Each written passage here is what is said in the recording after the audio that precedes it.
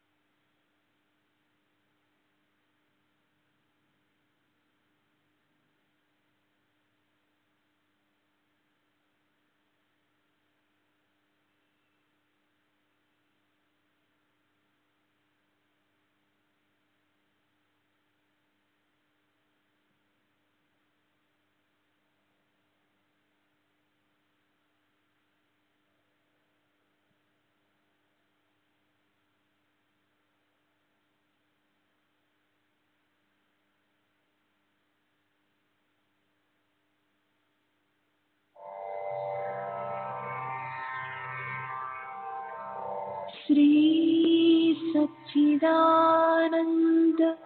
सद्गुरु साईनाथ महाराज की जय। सद्गुरु श्री साईनाथुनि शरद बाबूजी की जय।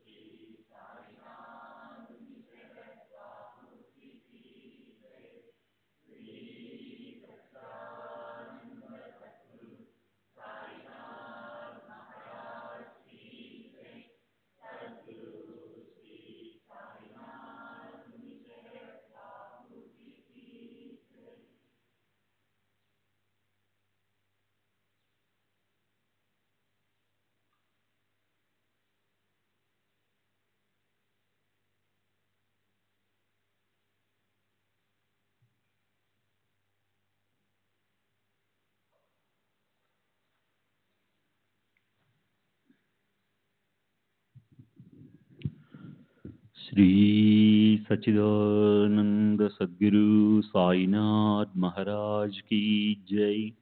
सद्गुरु श्री साईनाथ शरद बाबू जी की जय। శ్రీ సాయి భక్త అనుభవ సంహిత ఆగస్టు 6వ తేదీ 1936. Rao Bahadur Harivinayak Sathe, retired deputy collector, దక్కని, వయసు 81 సంవత్సరములు, బ్రాహ్మణుడు, ప్రస్తుత నివాసం 108 శుక్రవారపేట, పూనా. నా 44వ ఏట నా భార్య స్వర్గస్థురాలైంది. నాకొక కుమార్తె ఉంది. అప్పటి నుండి నా స్నేహితులు, పరిచయస్తులు నన్ను రెండో వివాహం చేసుకోమని చెప్తుండేవారు. ముఖ్యంగా కోపర్గా మామలద్దారైన బర్వే ఎక్కువగా ఒత్తిడి చేయసాగాడు. కానీ 50వ పడిలో అడుగు పెట్టబోతున్న నేను రెండో వివాహం చేసుకోవడానికి నిరాకరించాను. వంశోద్ధారకుడు కావాలనే కోరిక బలంగా ఉన్నా రెండో వివాహం చేసుకున్నా ఆ వయసులో మగపిల్లవాడు పుడతాడనే నమ్మకం ఏంటి? అందువల్ల ఎవరైనా మహాత్ములు సూచిస్తే తప్ప ద్వితీయ వివాహం చేసుకోనని నన్ను బలవంత పెడుతున్న స్నేహితులతో గట్టిగా చెప్పాను. 1904లో బర్వేతో కలిసి మసీదుకి వెళ్లి శ్రీ సాయిబాబాను దర్శించాను. కొంతసేపటి తరువాత సెలవు తీసుకుని మసీదు మెట్లు దిగాను. అప్పుడు బర్వే, సాహెబ్కు కొడుకు లేడు అని బాబాతో అన్నాడు. అంటే బాబా నన్ను ఎప్పుడూ సాహెబ్ అని పిలిచేవారు. దీనికి బాబా, అతను వివాహం చేసుకుంటే దేవుడు అతనికి కొడుకును ప్రసాదిస్తాడు, షాదీ కరేగాతో అల్లా బచ్చా దేగా అన్నారు. బాబా మాటలు నేను విన్నాను. దీని తరువాత బర్వే తదితరులు నన్ను వివాహం చేసుకోమని మరలా ఒత్తిడి చేయసాగారు. కానీ వధువు ఎంపికకు సమయం పట్టవచ్చునని నేను భావించాను. ఆ తర్వాత నేను మా హెడ్ క్వార్టర్స్ అయిన అహ్మద్ నగర్కి వెళ్ళిపోయాను. ఆ సంవత్సరాంతంలో ఒక ప్రముఖ జ్యోతిష్కుడు పూనా వచ్చి ఉన్నాడని తెలిసింది. నేను వెళ్ళి అతనిని సంప్రదించాను. అతను నాకు మా అమ్మాయికి గతంలో జరిగిన విషయాలన్నీ యథాతథంగా చెప్పాడు. అంతేకాకుండా నా జాతక చక్రం పరిశీలించి నాకు 50వ సంవత్సరం తర్వాత కొడుకు పుడతాడని కూడా చెప్పాడు. అది మరలా వివాహం చేసుకోవాలన్న నా నిర్ణయాన్ని మరింతగా బలపరిచింది. ఇది జరిగిన కొన్ని మాసాలకు నేను అహ్మదాబాద్కు బదిలీ చేయబడ్డాను. నేను అక్కడ ఉన్నప్పుడు దాదా కేల్కర్, గణేష్ దామోదర్ కేల్కర్ నాకు ఒక ఉత్తరం రాశాడు. అందులో తనకు పెళ్లిడికి వచ్చిన ఒక కూతురు ఉందని, అహ్మదాబాద్లో ఆ అమ్మాయికి తగిన సంబంధాలు ఏవైనా ఉంటే తెలుపమని రాశాడు. ఈ ఉత్తరం పెండ్లి కొడుకుల అన్వేషణకు గాక అతని కుమార్తె విషయంలో నా అభిప్రాయం తెలుసుకోవడం రాసినట్టుగా అనిపించింది.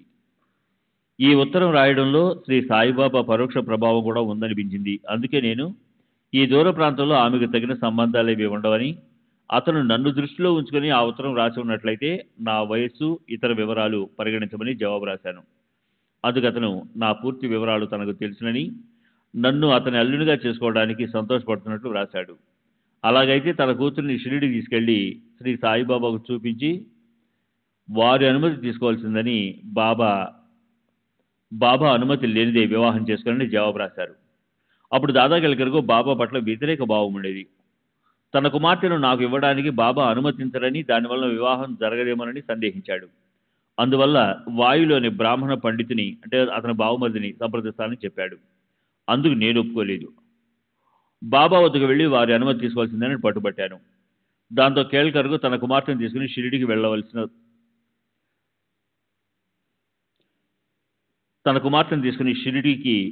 వచ్చింది. షిరిడీ చేరి మాధవరావు సహాయంతో బాబా అనుమతి కోసం వేచి ఉన్నాడు. దాదా కేల్కర్ బాబా వద్దకు వెళ్ళగానే అమ్మాయిని అహ్మదాబాద్ పంపు అని బాబా అన్నారు. అంటే నాతో వివాహం చేయమని పరోక్షంగా తెలిపారు. బాబా అనుమతించారన్న సమాచారం నాకు అందింది. ఆ తరువాత 1905లో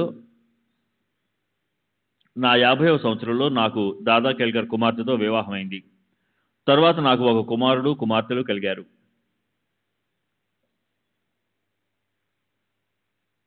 సాటేవాడ. బాబాకు ఇష్టమైన వేప చెట్టు సమీపంలో గ్రామ సరిహద్దు గోడ ఉండేది. అది చాలా వరకు శిథిలమైంది. ఒకసారి బాబా నాతో ఆ గోడను పడగొట్టి నిర్మించు అన్నారు. శిథిలమే ఉన్న ఆ గ్రామ సరిహద్దు గోడను కూల్చి పునర్నిర్మించమని బాబా ఆదేశమని నేను అర్థం చేసుకున్నాను. అంత పెద్ద గోడ నిర్మించడానికి నేనేమి ప్రభువును కాదు కదా అని తలచి మౌనంగా ఉండిపోయాను. కానీ బాబా ఉద్దేశం అది కాదని, గ్రామ గోడను కలుపుతూ ఒక వసతి గృహం మాత్రమే నిర్మించమని వారు సూచించినట్టుగా తరువాత నేను తెలుసుకున్నాను. నేను అక్కడున్న స్థలాన్ని కొని గోడను కలుపుతూ వేప చెట్టుకు ఒకవైపున వసతి గృహాన్ని నిర్మించాను. వేప చెట్టు దగ్గర ఉన్న సమాధి తమ గురువు సమాధి అని బాబా చెప్పారు. అంటే వేప చెట్టు చుట్టూ చిన్న అరుగు కట్టి భక్తులు పూజించేందుకు చిన్న గూడు నిర్మించి ప్రక్కగా భవంతి నిర్మించాను. ఆ భవంతిలో కొంత భాగం సమాధి పైకి వచ్చింది. వారి గురువు పేరు కూడా నాతో చెప్పారు, కానీ నాకు గుర్తు లేదు. పేరులో చివరి అక్షరం షాతో గాని సాతో గాని పూర్తవుతుంది. బహుశా అది వెంకుస అయి ఉండవచ్చు. నేను షిరిడి వెళ్ళి కొంతకాలం అక్కడ నివసించాను. అప్పుడు రోజు బాబాకు పూజ చేసి ఆరతి ఇవ్వడం జరుగుతుండేది.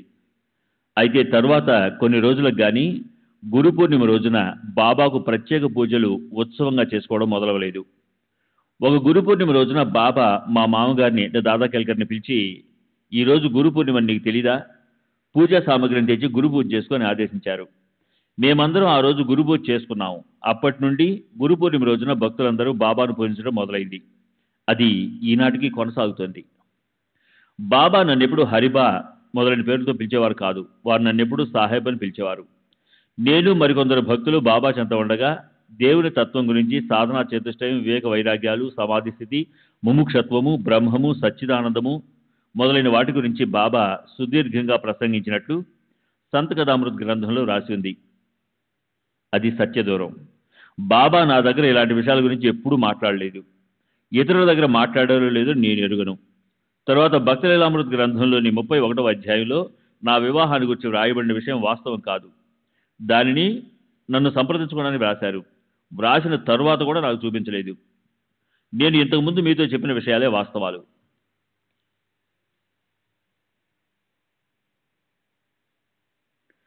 శ్రీ సచ్చిదానంద సద్గురు సాయినాథ్ మహారాజ్ की जय. सद्गुरु श्री साईनाथ शरद बाबू जी की जय.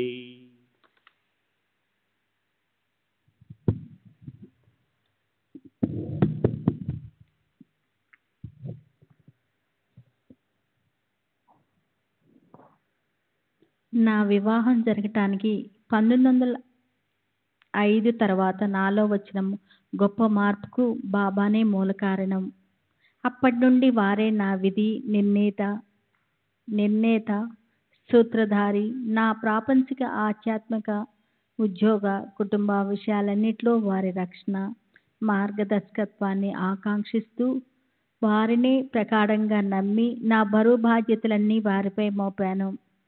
షిరిడీలో వాడా కట్టిన తర్వాత నేను, నా కుటుంబము, మా మామగారు 1906 నుండి 1916 వరకు అక్కడ నివసించేటప్పుడు మా చుట్టూ ఉన్న వాళ్ళ ఈర్ష్య, ద్వేషాలు, పగ, ప్రతీకారాలు ఎదుర్కోవాల్సి వచ్చింది. బాబా నిరంతర జాగ్రత్త, రక్షణ లేకపోతే ఆ సమస్యల నుండి బయటపడేవాళ్ళం కాదు. ఎన్నో సందర్భాల్లో బాబా అద్భుత రీతిలో సహాయం అందించారు. అటువంటివి కొన్ని చెప్తాను. 1909 లేక 1910లో జరిగిన సంఘటన ఇది.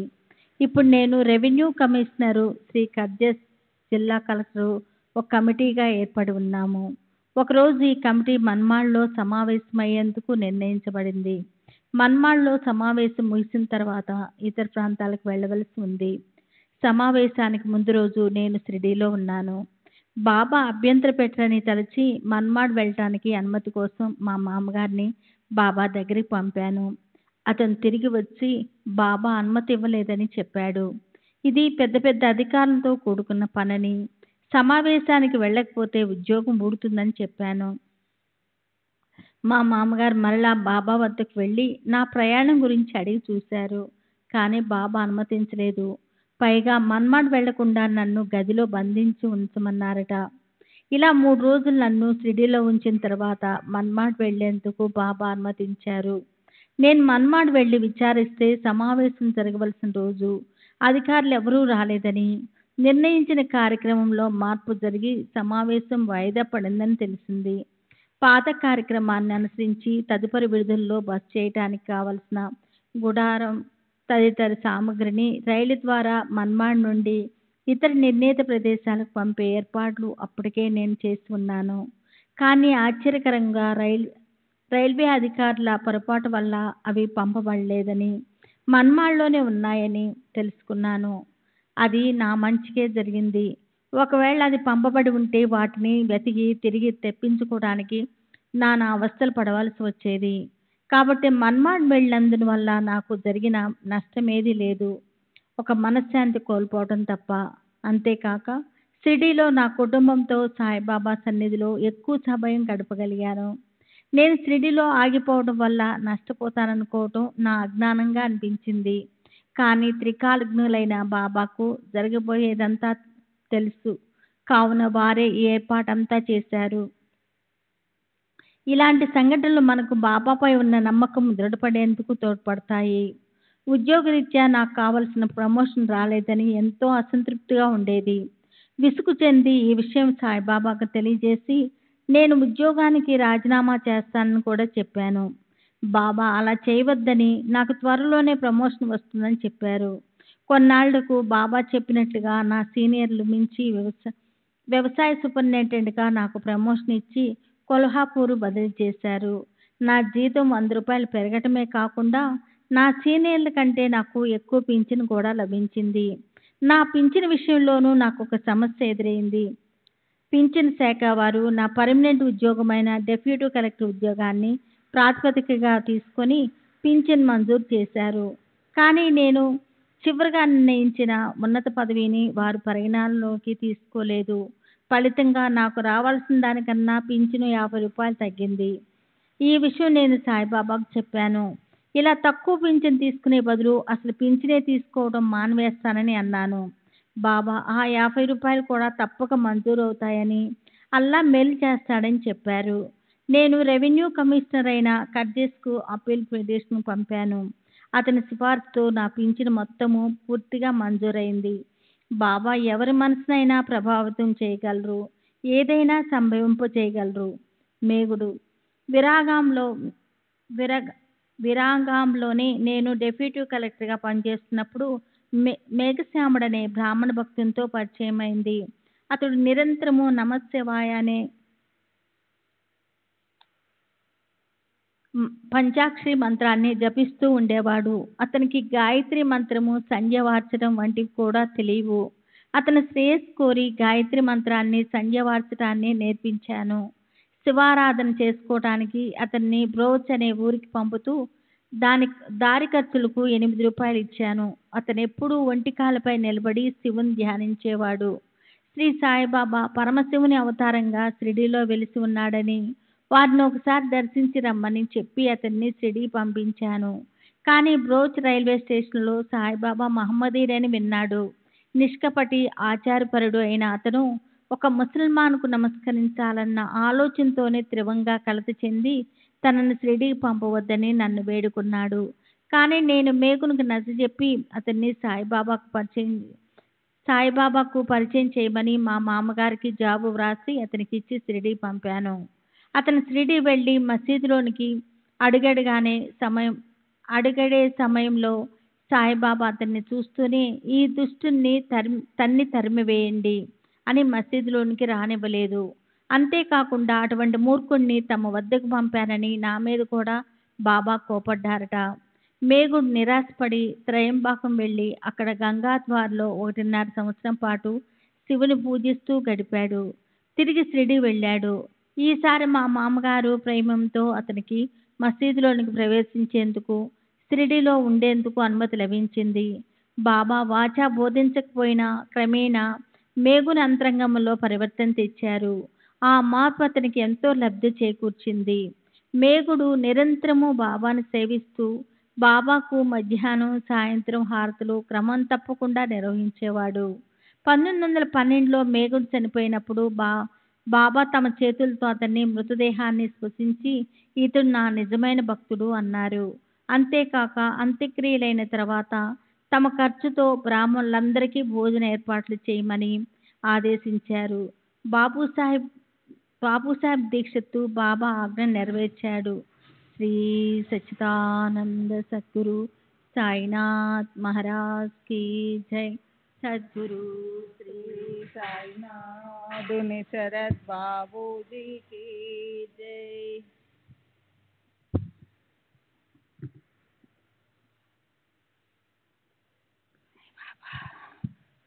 షిరిడి విడుచుట. బాబా సర్వ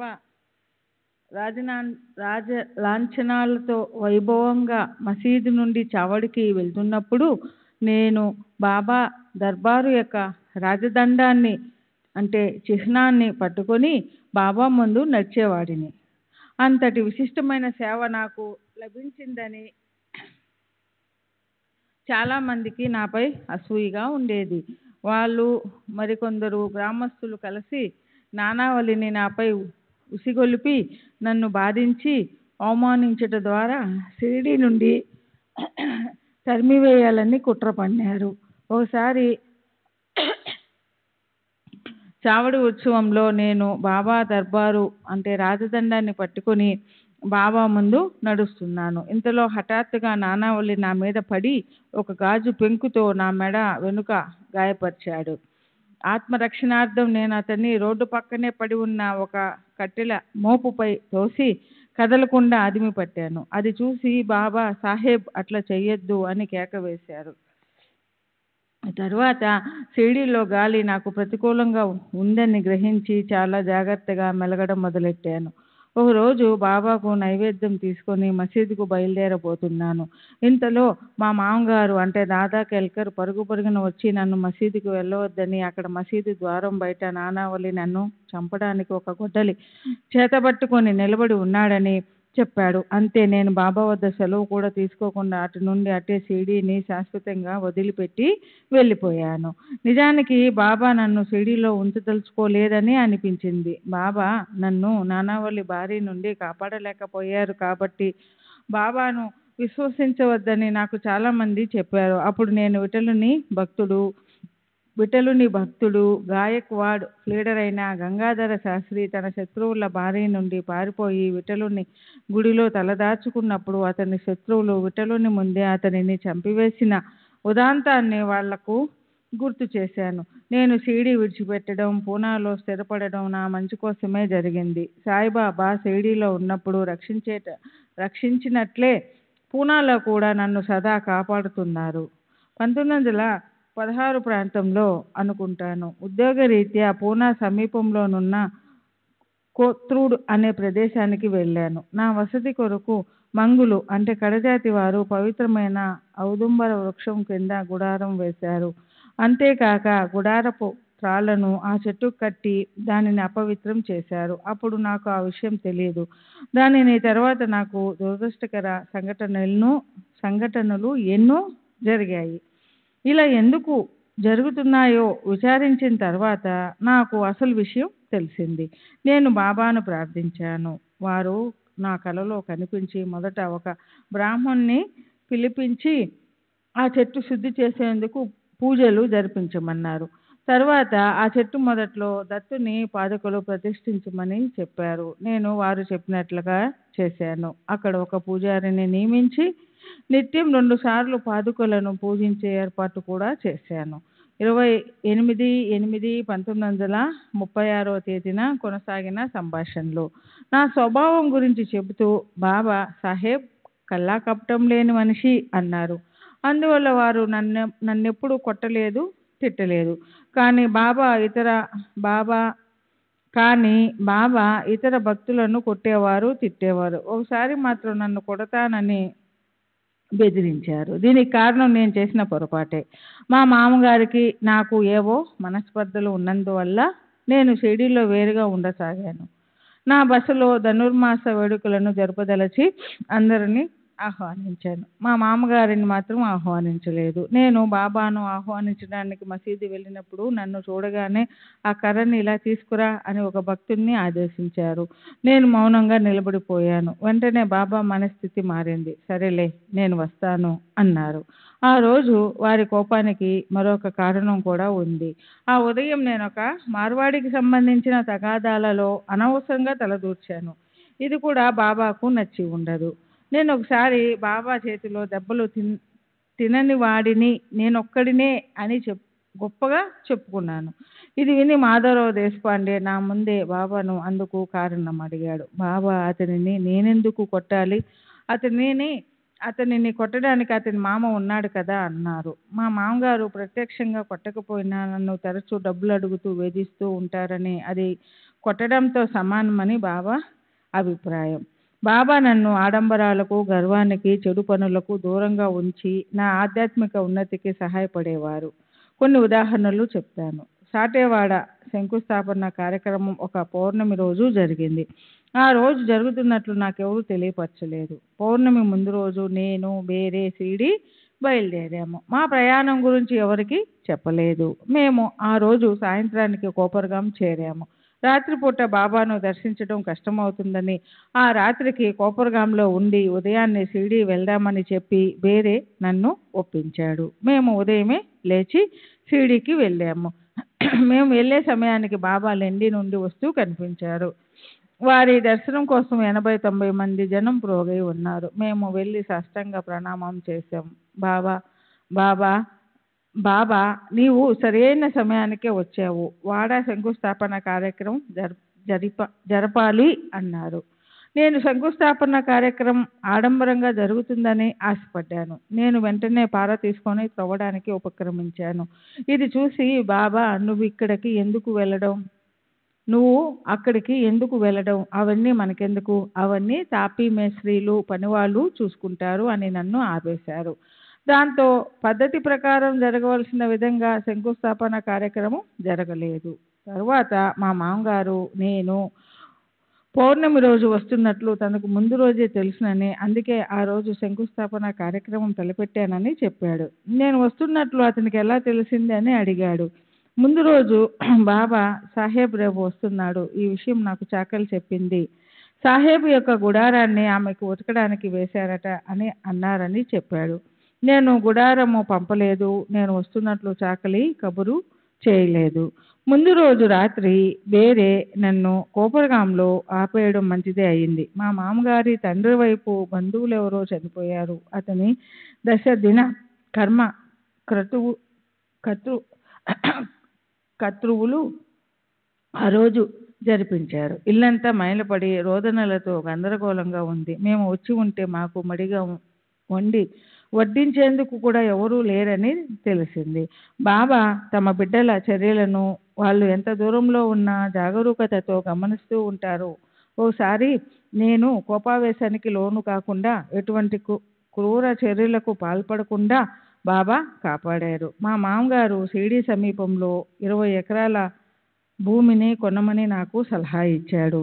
నేను ఆయనకు 1200 రూపాయలు పంపాను. దానితో ఆ 20 ఎకరాల భూమిని కొన్నాడు. ఒకరోజు నేను షిరిడీలో ఉన్నప్పుడు ఆ భూమిని చూడాలనే కోరిక కలిగింది. కానీ మా మామగారు ఏవేవో సాకులు చెప్తూ వాయిదా వేస్తూ వచ్చారు.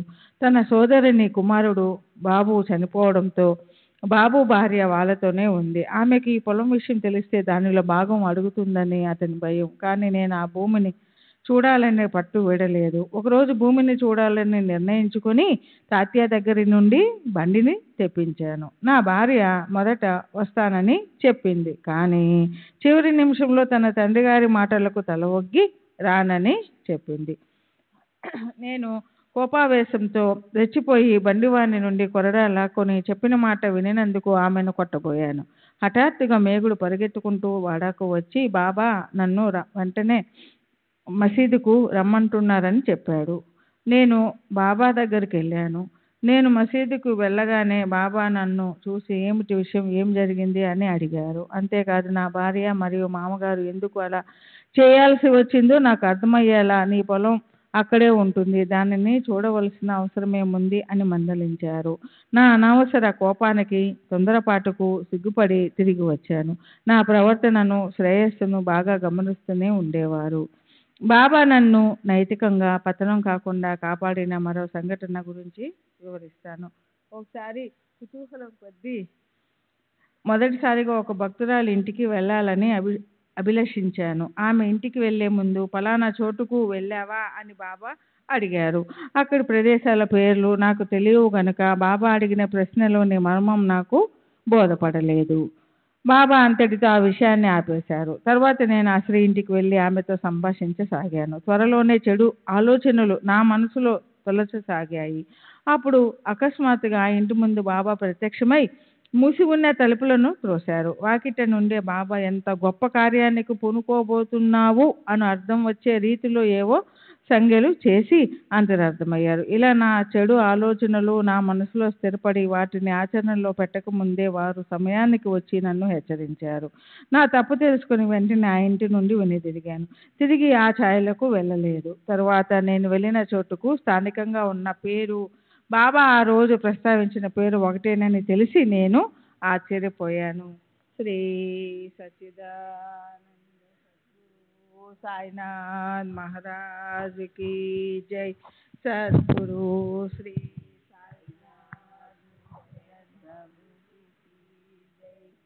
श्री सच्चिदानंद सद्गुरु साईनाथ महाराज की जय.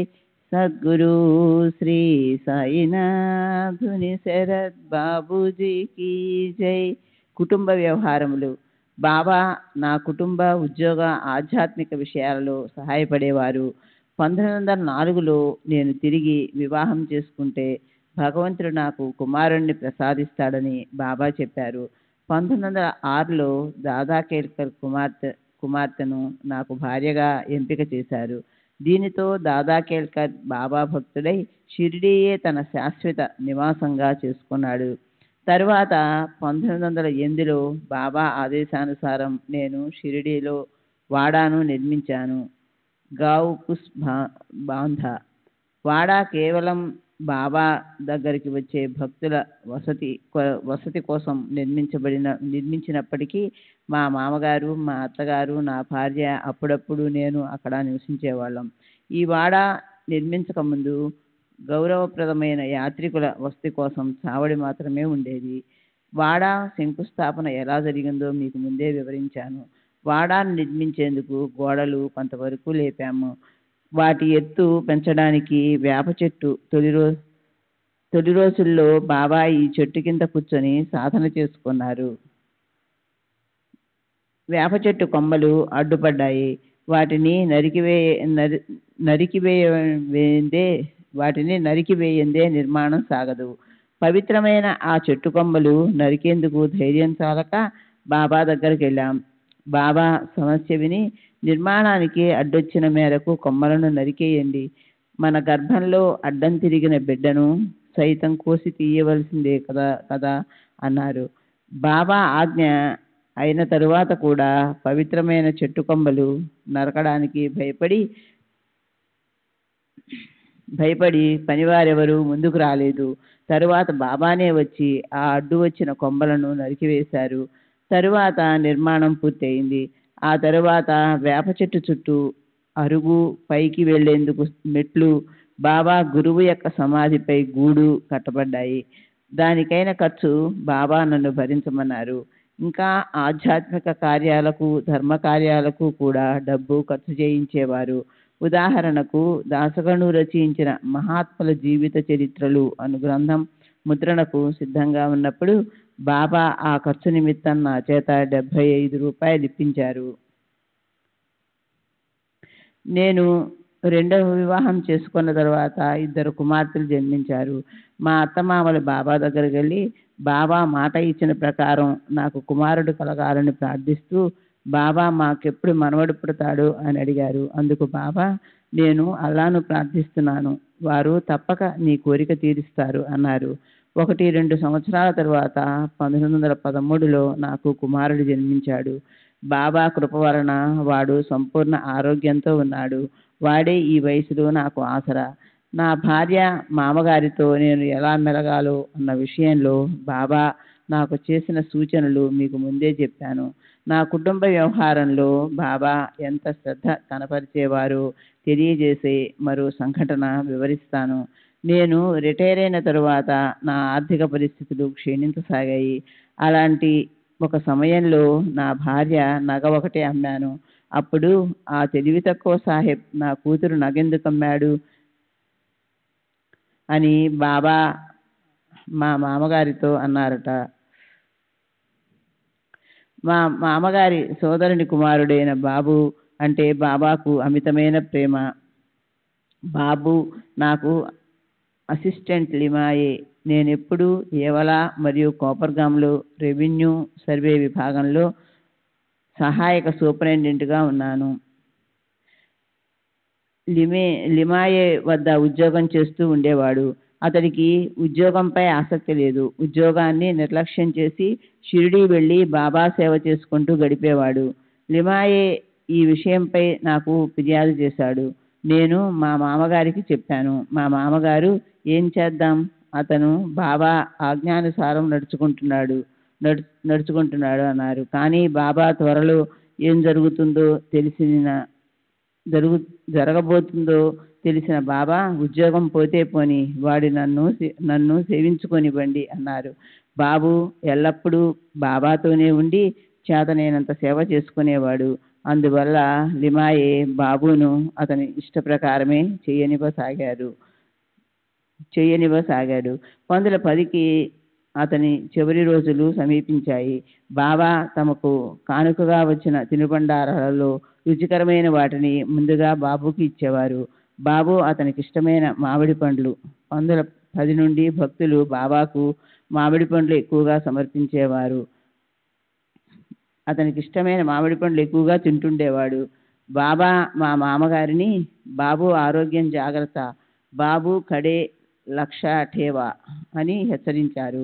బాబుకు తీవ్రమైన జ్వరం వచ్చి మృత్యువుకు చేరువయ్యాడు. అప్పుడు బాబా మా మామగారితో, అతను ఇంకా బతికే ఉన్నాడా, అరేతో హాయే కాయ్ అన్నారు. కొన్ని రోజుల తరువాత బాబు 22 సంవత్సరాల వయసులో 1910లో తుది శ్వాస విడిచాడు. శ్రీ సచ్చిదానంద సద్గురు సాయినాథ్ మహారాజ్ కీ జై. సద్గురు శ్రీ సాయినాథుని శరద్ బాబూజీ కీ జై. శ్రీ సచ్చిదానంద సద్గురు సాయినాథ్ మహారాజ్ కీ జై. సద్గురు శ్రీ సాయినాథుని శరత్ బాబూజీ కీ జై. మతపరమైన విషయాలు, ఐహిక విషయాలలో కానీ ఆధ్యాత్మిక విషయాలలో కానీ బాబాను సంప్రదించినదే ఏ పని చేసేవాడిని కాదు. మా మామగారి ద్వారా కానీ లేక మరెవరి ద్వారానైనా కానీ వారు అనుమతి పొందేవాడిని. బాబా ఎవ్వరికి ఏది ఉపదేశించినట్లు నేను ఎరుగను. అందువల్ల ఉపదేశం కోసం నేను ఎప్పుడూ వారిని ఆశ్రయించలేదు. కానీ ఎంతోమంది ఎన్నో సందర్భాలలో ఉపదేశం ఇస్తానని నన్ను పిలిచేవారు.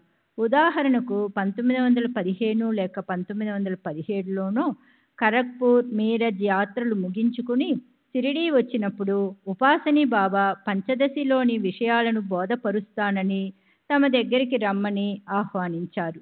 అప్పుడు ఖరగ్పూర్, నాగపూర్ నుండి భక్తులు వచ్చి వారి దగ్గర ఉపదేశం పొంది వెళ్ళేవారు. నేను కూడా వీరి దగ్గర ఉపదేశం పొందేందుకు వెళ్ళాలా వద్దా అన్న సందిగ్ధంలో ఉన్నాను. సంగోలాకు చెందిన ఆత్యాబాయ్ అను మహాత్మురాలు, ఈమె నుండి నా మొదటి భార్య ఉపదేశం పొందింది. మరియు మోరేగాంకు చెందిన గణపతి ఉపాసకుడు శ్రీ వినాయక్ పాఠక్ మహారాజు గారు కూడా నాకు ఉపదేశం ఇస్తానని ఆహ్వానించారు. ఈ 3 సందర్భాలలోనూ సాయిబాబా అనుమతి కోరగా వారు నిరాకరించారు. మొదటిసారి నేనే స్వయంగా బాబాను అడిగాను. తరువాత 2 సార్లు మా మామగారి చేత అడిగించాను. బాబా నాకు ప్రత్యేకించి ఏది ఉపదేశించకపోయినా నేను అనన్య చింతనతో వారి యందు దృష్టి నిలపాలని వారి ఉద్దేశం. తమ అపారమైన మహిమతో నా ప్రాపంచిక ఆధ్యాత్మిక అవసరాలను తీర్చేందుకు వారు సదా సంసిద్ధులై ఉండేవారు. నేను బాబా వద్దకు వెళ్ళిన మొదట్లో ఒక్కొక్కసారి వారిని పూజించడానికి అనుమతించేవారు, ఒక్కొక్కసారి నిరాకరించేవారు. ఒక గురు పూర్ణిమ రోజు మాత్రం నేను, మా మామగారు అందరూ తమను సామూహికంగా పూజించేందుకు బాబానే ఆదేశించిన విషయం ముందు తెలిపాను కదా. ఒక శివరాత్రి నాడు అర్ధరాత్రి సమయంలో వారిని శివుడిగా భావించి పూజిస్తానని అందుకు అనుమతించమని కోరాను. కానీ బాబా నిరాకరించారు. ఆ రోజు శివాలయాలన్నింటిలో అర్ధరాత్రి పూజలు నిర్వహిస్తారు. అదేవిధంగా బాబాను పూజించాలని మా కోరిక. దాంతో నేను, మేహుడు అర్ధరాత్రి రహస్యంగా మసీది మెట్లు దగ్గర పూజ నిర్వహించాలని తలచాము. బిల్వపత్రాలు, చందనం మొదలైనవి తీసుకుని అర్ధరాత్రి మసీది చేరాము. మేము రావడం గమనించిన తాత్య మమ్మల్ని వెళ్ళిపొమ్మని చేతులతో సైగ చేశాడు. బాబా నిద్రిస్తున్నట్లు కనిపించడంతో మేము ధైర్యంగా మసీది మెట్లపై చందనం పూసి బిల్వపత్రాలు వేశాము. వెంటనే బాబా మేల్కొని ఎవరిని ఉద్దేశించినట్లు కాకుండా పెద్దగా కప్పులు ఎగిరిపోయేటట్లు తిట్టడం ప్రారంభించారు. వారి అరుపులకు తిట్లకు గ్రామమంతా మేల్కొని గ్రామస్తులందరూ మసీది చేరారు. బాబా నిరాకరించిన తరువాత కూడా రహస్యంగా పూజను నిర్వహించి ఎవరికీ దక్కని పుణ్యం పొందేందుకు ప్రయత్నం చేయడం తప్పని గ్రామస్తులు మమ్మల్ని నిందించారు. బాబా నన్ను ఎవ్వరి నుండి ఉపదేశం పొందను అవసరం లేదని చెప్పారు. కానీ నేను సాధు సత్పురుషులను గౌరవించి ఆచరించాలని మాత్రం అభిలషించేవారు. అంతేకాదు, ఒక సత్పురుషుడు స్వయంగా మా ఇంటికి వచ్చేలా బాబా చేశారు. దోపేశ్వర్కు చెందిన కాకా మహారాజ్. కాకా మహారాజ్ గొప్ప సిద్ధ పురుషుడు. వారు 25 సంవత్సరాల క్రితం పూనా వచ్చి దేవులే అను వానింట్లో బస చేశారు. భక్తులు ఎందరో వారిని దర్శించి తమ ఇంటికి వచ్చి ఆతిథ్యం స్వీకరించమని కోరారు. నేను కూడా ఉదయమే కాకా మహారాజును దర్శించి వారిని మా ఇంటికి ఆహ్వానించాను. వారు రాలేమని చెప్పారు. ఆ మధ్యాహ్నం నేను ఆఫీసులో ఉండగా కాకా మహారాజ్ మా ఇంటికి వస్తారన్న కబురు అందుకుని ఆశ్చర్యపోయాను. నేను వెంటనే వారికి టాంగా పంపి ఇంటికి వెళ్ళాను. కాసేపటికి మహారాజు వచ్చారు. ఉదయం రాలేనని చెప్పారు కదా, ఇంతలోనే మనసు మార్చుకోవడానికి కారణం ఏమిటి అని వారిని అడిగాను. వారు మా ఇంట్లో గోడకు తగిలించి ఉన్న సాయిబాబా ఫోటోను చూపిస్తూ, నేను మీ ఇంటికి వచ్చి నిన్ను చూసేదాకా వీరు నన్ను నిలవనీయలేదు అన్నారు. కాకా మహారాజు తమ దేహత్యాగానికి ముందు నా అల్లుని సోదరుడు హరి గంగాధర్ జోషిని అనగా లీడరు దానా, అతని స్నేహితుడిని సాయిబాబాను దర్శించి పూజించమని ఆదేశించారు. మహారాజు నిర్యాణం చెందిన తరువాత వీరు షిరిడీ బయలుదేరారు. వీరు మసీదు చేరేటప్పటికి బాబా పట్టరాని కోపావేశాలతో ఊగిపోతున్నారు. కానీ వీళ్ళిద్దరూ బయట నిలబడి ఉండటం గమనించిన వెంటనే బాబా వాళ్ళను లోనికి తీసుకురమ్మన్నారు. అప్పటికి బాబా కాస్త శాంతించడంతో వీరిద్దరూ ఎటువంటి ఇబ్బంది లేకుండా బాబా దర్శనం చేసుకున్నారు. ఆ తరువాత బాబా భిక్షకు బయలుదేరుతూ వీరిని చూసి, ఆ వృద్ధుణ్ణి అనగా కాకా మహారాజును చంపి ఇక్కడికి వచ్చారా అన్నారు. ఈ విధంగా బాబా తమ సర్వజ్ఞతను, కాకా మహారాజ్ పట్ల తమ సోదర భావాన్ని తెలిపారు. వామనరావు పటేల్ రచించిన గురుస్మృతిలో నా అల్లుడు జోషికి బాబా చూపిన చమత్కారం ఒకటి ఉంది. అతను షిరిడీ వెళ్ళి బాబాను దర్శించి ఊది అడిగాడు. అతనికి ఊది తరువాత ఇవ్వబడుతుందని బాబా చెప్పి పంపారు. తరువాత జోషి రైలులో ప్రయాణిస్తున్నప్పుడు ఒక తోటి ప్రయాణికుడు బాబా ఇచ్చిన ఊది అతనికి ఇచ్చారు. శ్రీ సచ్చిదానంద సద్గురు సాయినాథ్ మహారాజ్ కీ జై. సద్గురు శ్రీ సాయినాథ్ శరత్ బాబూజీ కీ జై. శ్రీ సచ్చిదానంద సద్గురు సాయినాథ్ మహారాజ్ కీ జై. సద్గురు శ్రీ సాయినాథ్ శరత్ బాబూజీ కీ జై. దక్షిణ భిక్ష సంస్థ. డిసెంబర్ 1915లో నేను పూనాలో ఉన్నప్పుడు బాబా నుండి నాకొక ఆదేశం అందింది. వారి ఆదేశం మేరకే నా అధ్యక్షతన దక్షిణ భిక్ష సంస్థ అను దానిని నెలకొల్పడానికి సహాయపడ్డాను. ఈ సంస్థ అధికార అంగంగా సాయినాథ్ ప్రభ అను పత్రిక కూడా నడిపేవాళ్ళం. ఈ పత్రికలో ప్రచురింపబడుతున్న విషయాలు బాబాకు చదివి వినిపించడం కానీ, ముద్రణకు ముందు వారి అనుమతి తీసుకోవటం కానీ జరగలేదు. ఈ పత్రిక ఆయుర్దాయం బహు స్వల్పమే, అంటే సంవత్సరం లోపే. సాయినాథ ప్రభ పత్రికల కాపీలు కూడా లభ్యం కావటం లేదు, 1-2 భాగాలు తప్ప. ఈ భాగాలలో 1915, 1917, 1918 మధ్య కాలంలో షిరిడీ సంస్థాన స్థితిగతులు వివరించబడి ఉన్నాయి. ఈ పత్రిక సంపాదకునిగా సుందర్రావు నారాయణ్ వ్యవహరించాడు. మొదటి భాగంలో నీతి వాక్యాలను, పత్రికాశయాలను రామ్గిర్ అను కలం పేరుతో రచించినది ఇతనే. ఇప్పుడు అతను ఎక్కడున్నాడో ఏమయ్యాడో కూడా నాకు తెలియదు. సంస్థ స్థాపించబడిన 11 నెలలకు రాధాకృష్ణ ఆయి మరణించింది. సాయి సంస్థాన్కు చెందిన వస్తువులు అన్నీ ఆమె ఆధీనంలో ఉండేవి. విల్లు రాయకుండా చనిపోయిన బ్రాహ్మణ వితంతువు అయినందున ఆమెకు ఎవరూ వారసులు లేనందున పోలీసులు వచ్చి ఆమె అధీనంలో ఉన్న ఆస్తులన్నీ స్వాధీనం చేసుకున్నారు. మేము సభ పేరున కేసును దాఖలా చేసి మహజర్లు కూడా సమర్పించి కోపర్గాం మెజిస్ట్రేట్ నుండి ఉత్తర్వులు తెప్పించి సంస్థాన్ ఆస్తులన్నింటినీ సంస్థాన్ తరపున సభ పరం చేశాము. కానీ ఆర్థిక వ్యవహారాలన్నీ నా అజమాయిషిలో ఉండటంతో నా మీద అందరికీ వ్యతిరేకత పెరిగి నానావళి ద్వారా నన్ను షిరిడీ నుండి తరిమివేసి ఆపై నాకు కోర్టు ద్వారా నోటీసులు ఇవ్వటం దాకా వెళ్ళింది. తప్పుదారి పట్టిన కొందరు భక్తులు దొంగలించబడిన వెండి అలంకరణ వస్తువుల వంటి చిన్న విషయాన్ని, అంటే సంస్థార్ గుర్రానికి సంబంధించినవి వంటి చిన్న విషయాన్ని అడ్డం పెట్టుకుని నాపై కేసు మోపి లాయరు ద్వారా 1918 జనవరిలో నాకు నోటీసు ఇప్పించారు. నేను బాబాను సంప్రదించాను. బాబా నన్ను జవాబు ఇవ్వమని, ఏ విధంగా జవాబు వ్రాయాలో కూడా చెప్పి నన్ను కాపాడతానని, కేసు విచారణకు రాకుండా చేస్తానని హామీ ఇచ్చారు.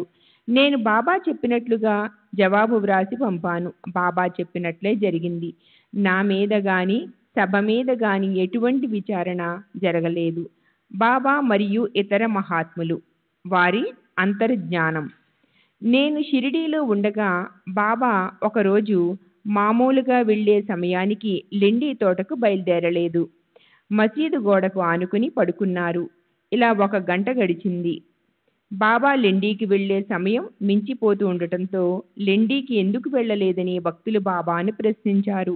బాబా, అరే నా గజానన్ వెళ్ళిపోయాడు, అరే మాజా గజానన్ గేలా అని జవాబిచ్చారు. ఒక భక్తుడు గజానన్ మహారాజు గారి కుశలం అడుగుతూ షిరిడీ నుండి షేమ్గాంకు జాబు వ్రాశాడు. బాబా చెప్పిన రోజే వారు సిద్ధి పొందినట్లు జవాబు వచ్చింది. బాబా దూరదృష్టి. 1917లో ఒకసారి బాబా తిలక్ ఇక్కడికి వస్తున్నాడు అని పలికారు. ఏ కారణం చేతను లోకమాన్య బాలగంగాధర తిలక్ షిరిడీ వచ్చే అవకాశం లేదని, బహుశా బాబా చెప్పింది వామన్ మహారాజ్ తిలక్ గురించని నేను తలిచాను. కానీ త్వరలోనే, అంటే 19/5/1917 తారీఖున లోకమాన్య తిలక్ షిరిడీ వచ్చి బాబాను దర్శించాడు. బాబా లీలలు. మామూలుగా బాబా శ్రీ సచ్చిదానంద సద్గురు సాయినాథ్ మహారాజ్ కీ జై. సద్గురు శ్రీ సాయినాథ్ శరత్ బాబూజీ కీ జై.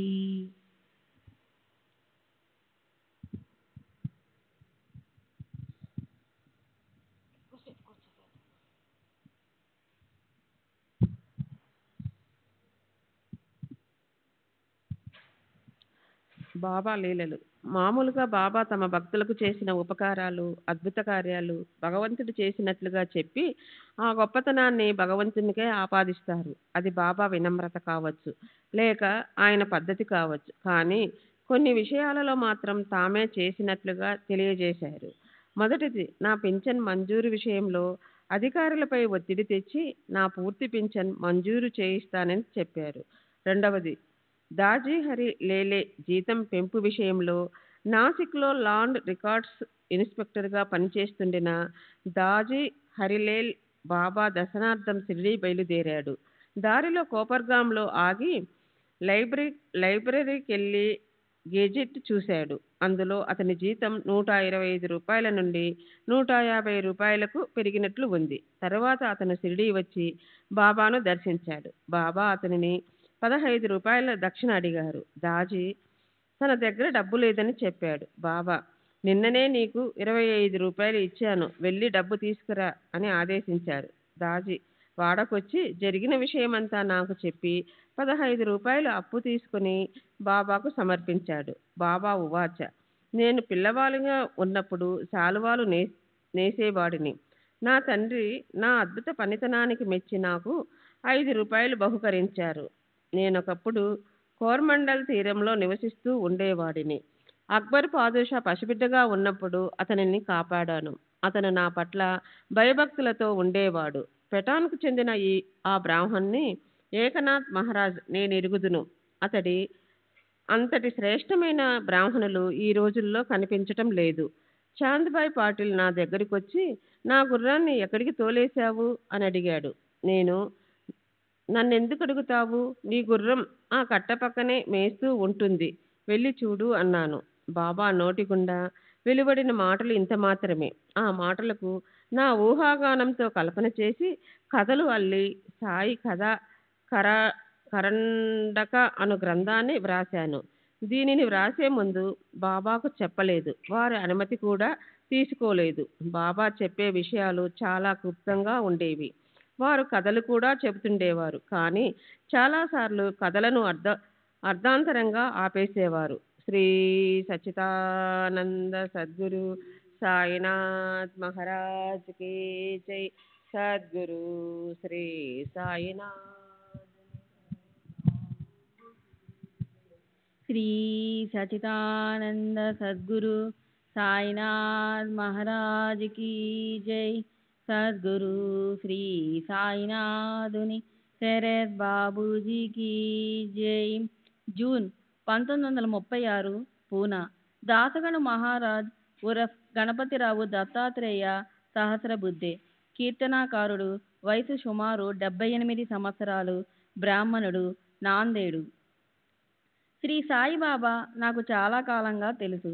నేను రచించిన భక్తి సారామృతంలో 26, 65, 66, 67 అధ్యాయాలు, భక్త లీలామృతిలో 31, 32, 33 అధ్యాయాలు, సంత్ కథామృతిలో 57వ అధ్యాయములో బాబాను గురించి పేర్కొని ఉన్నాను. భక్త లీలామృతిలోని 31వ అధ్యాయము, సంత్ కథామృతంలోని 57వ అధ్యాయము రెండు బాబా భౌతికంగా ఉన్నప్పుడే ప్రచురితమయ్యాయి. బాబా తమ గతానికి సంబంధించిన కొన్ని వాస్తవాలను స్వయంగా వెల్లడించారు. అవి చాలా స్వల్పమే. దానికి తోడు నేను వారితో గడిపిన సమయం నామమాత్రమే. నేను బాబాను అరుదుగా దర్శిస్తూ ఉండేవాడిని. షిరిడీలో ఉన్నప్పుడు బాబా నన్ను మసీదులో ఎక్కువ సమయం ఉండనిచ్చేవారు కాదు. విఠల్ మందిరానికి పంపేవారు. అక్కడ మహాత్ముల జీవిత చరిత్రలు రచిస్తూనో విష్ణు సహస్రనామం పఠిస్తూనో గడిపేవాడిని. నేను బాబాను గురించి వ్రాసే ముందు వారి గురించి కొన్ని పరిశోధనలు జరిపాను. కొన్ని వాస్తవాలు నా స్వీయ పరిశీలనతో వ్రాసినవి. పోలీసు శాఖలో హవల్దారుగా పనిచేసినందున నాకు ఈ పరిశోధన సులభంగా సాగింది. నాకు సాహిత్యం పట్ల, నాటక కళ పట్ల మక్కువ ఉండేది. అందువలన నేను వీధి నాటకాలలో పాల్గొనేవాడిని. అంతేగాక సాహిత్యంలో కూడా ప్రవేశం ఉండటంతో లావణి మొదలైన ఛందస్సులను ఉపయోగించి అసువుగా పద్యాలు చెప్పగలిగేవాడిని. నేను పోలీసు శాఖలో పనిచేస్తున్నప్పుడు నానాసాహెబ్ చాందోర్కర్ డిప్యూటీ కలెక్టర్గా పనిచేస్తూ ఉండేవాడు. అతను నన్ను బాబా దగ్గరకు తీసుకెళ్లాడు. బాబా నన్ను చూసిన వెంటనే నా భవిష్యత్తు చదివి నా కాలక్షేపపు కార్యక్రమాలను, ఉద్యోగాన్ని మాన్పించి ఆధ్యాత్మిక పదంలో నన్ను నడిపించాలని సంకల్పించారు. నా ముందే నానాసాహెబ్తో ఇతనికి తమాషాలన్నా, ఉద్యోగమన్నా అమిత మక్కువ. వాటన్నింటినీ ఇతడు విడిచిపెట్టాలి అన్నారు. అదే విషయం నాతో కూడా చెప్పారు.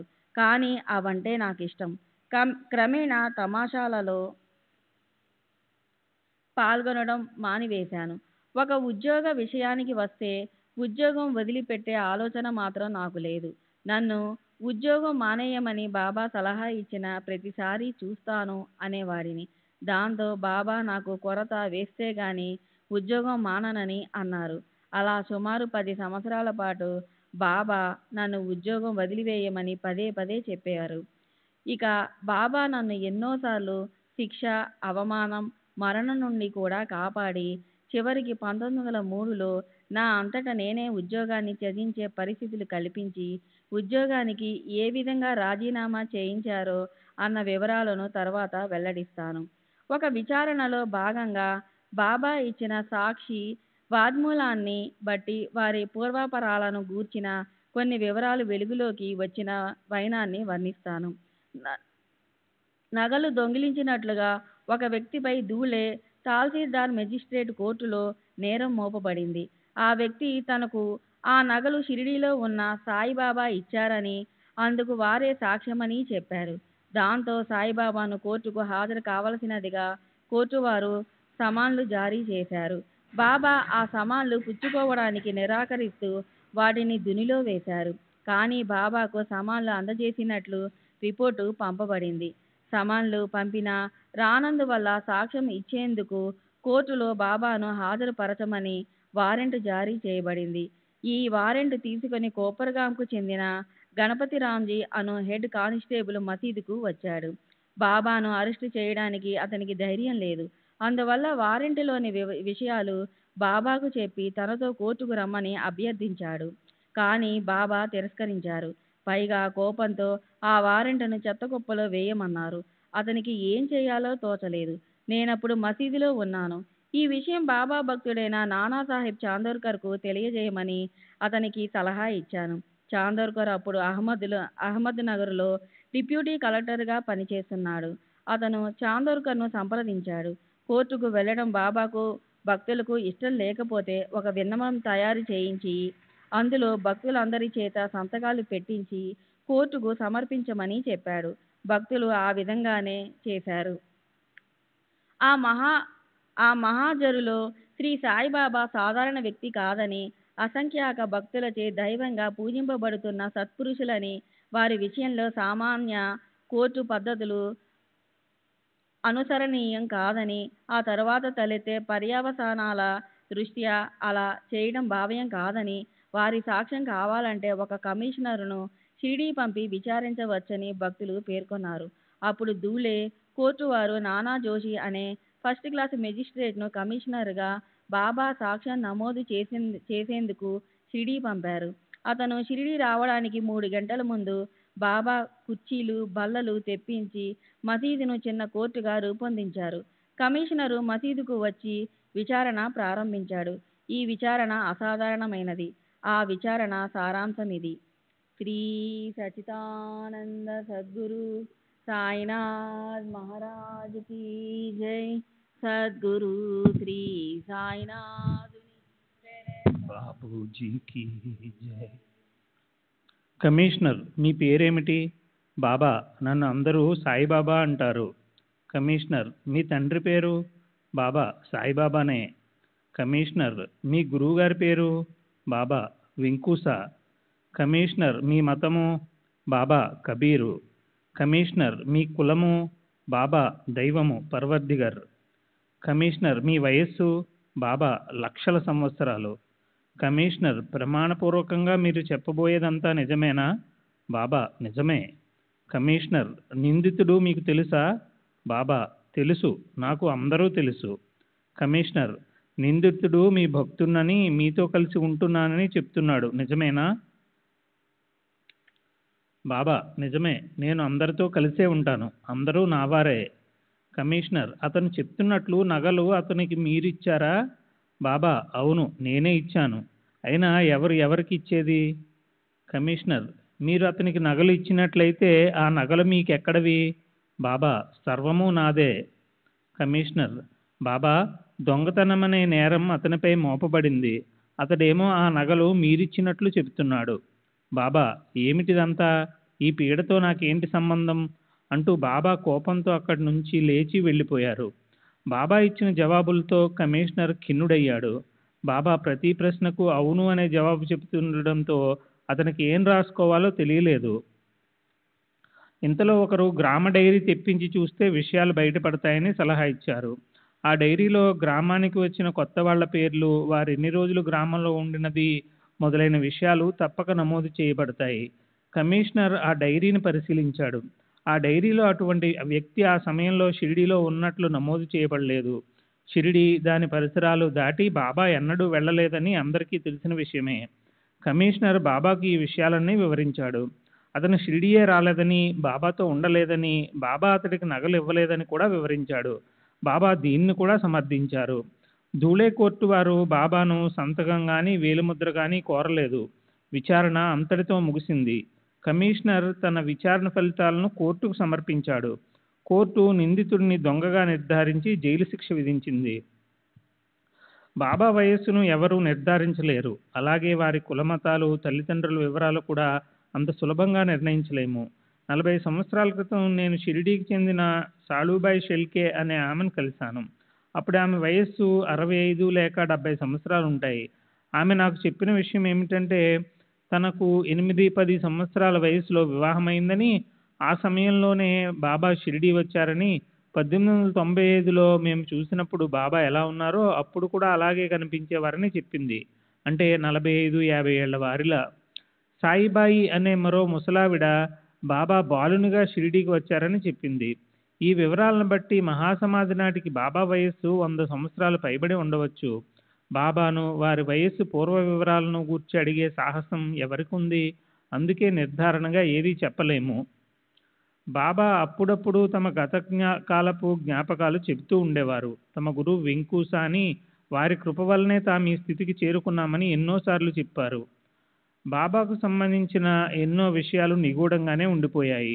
వారి అద్భుత లీలలను కొన్ని నేను స్వయంగా చూశాను, మరికొన్ని ఇతరుల ద్వారా విన్నాను. బాబా నీటిని నూనెగా మార్చి ఒక రాత్రంతా నీటితోనే దీపాలు వెలిగించిన లీలను చూసిన ఎంతోమంది గ్రామస్తులు నాకు ఆ విషయం చెప్పారు.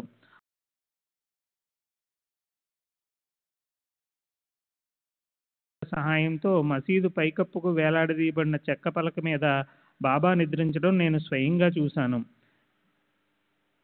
నేలపై నుండి 7-8 అడుగుల ఎత్తులో పైకప్పుకు 1-1.5 మూరల కిందగా వేలాడుతున్న ఆ బల్లపైకి బాబా ఎలా ఎక్కేవారో అన్నది ఆశ్చర్యంగా ఉండేది.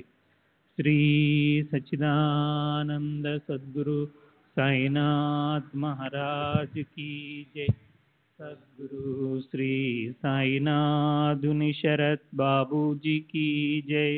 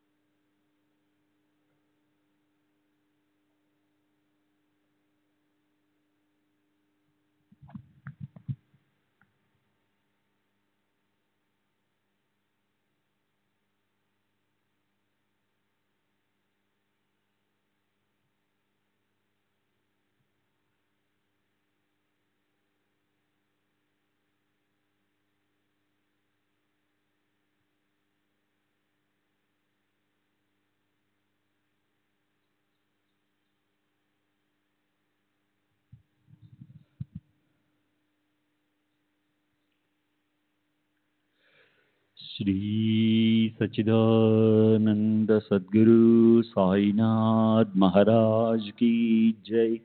సద్గురు శ్రీ సాయినాథుని శరత్ బాబూజీ కీ జై.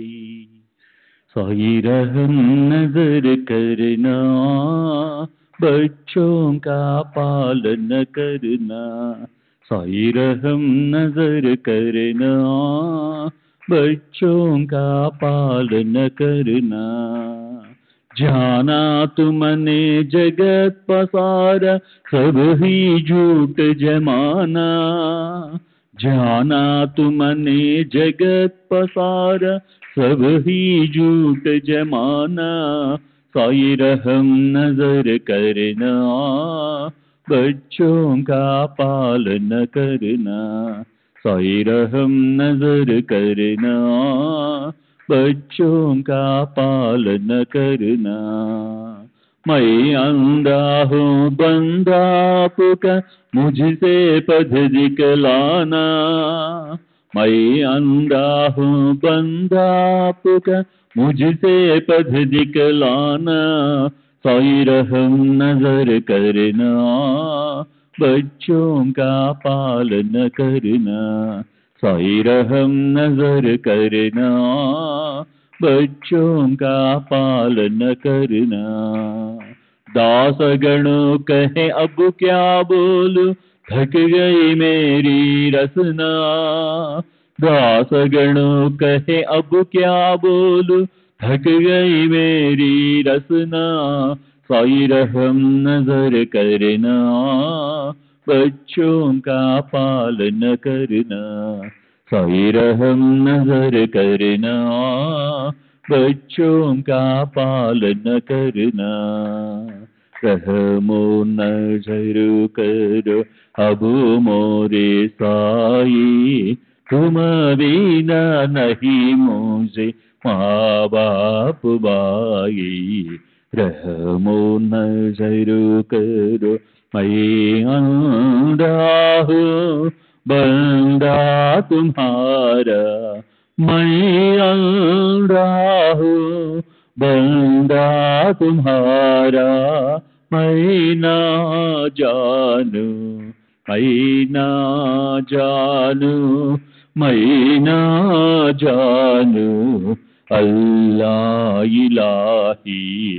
रहमो नजर करो, रहमो नजर करो अब मोरे साई, तुम बिना नहीं मुझे माँ बाप भाई। रहमो नजर करो काली जमाना मैंने गमाया, काली जमाना मैंने गमाया। साथी आखिर का, साथी आखिर का, साथी आखिर का तुम भी न कोई। रहमो नजर करो, रहमो नजर करो अब मोरे साई, तुम बिना नहीं मुझे माँ बाप भाई। रहमो नजर करो अपने मस्जिद का झाड़ू गड़ो है, अपने मस्जिद का झाड़ू गड़ो है। मालिक हमारे, मालिक हमारे, मालिक हमारे तुम बाबा साई। रहमो नजर करो, रहमो नजर करो अब मोरे साई, तुम बिना नहीं मुझे माँ बाप भाई। रहमो नजर करो। श्री सच्चिदानंद सद्गुरु साईनाथ महाराज की जय। सद्गुरु श्री साईनाथ धुनि शरद बाबू जी की जय।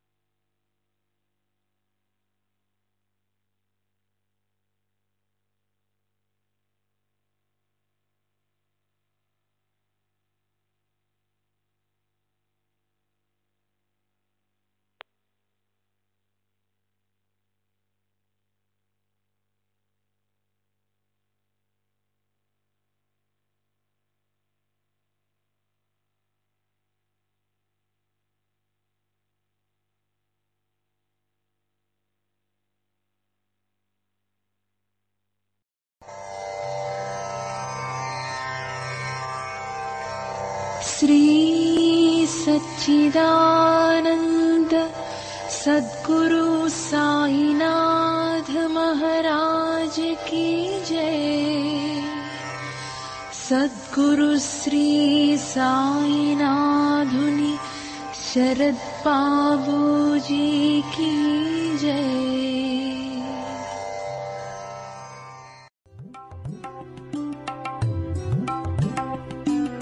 साई बाबा साई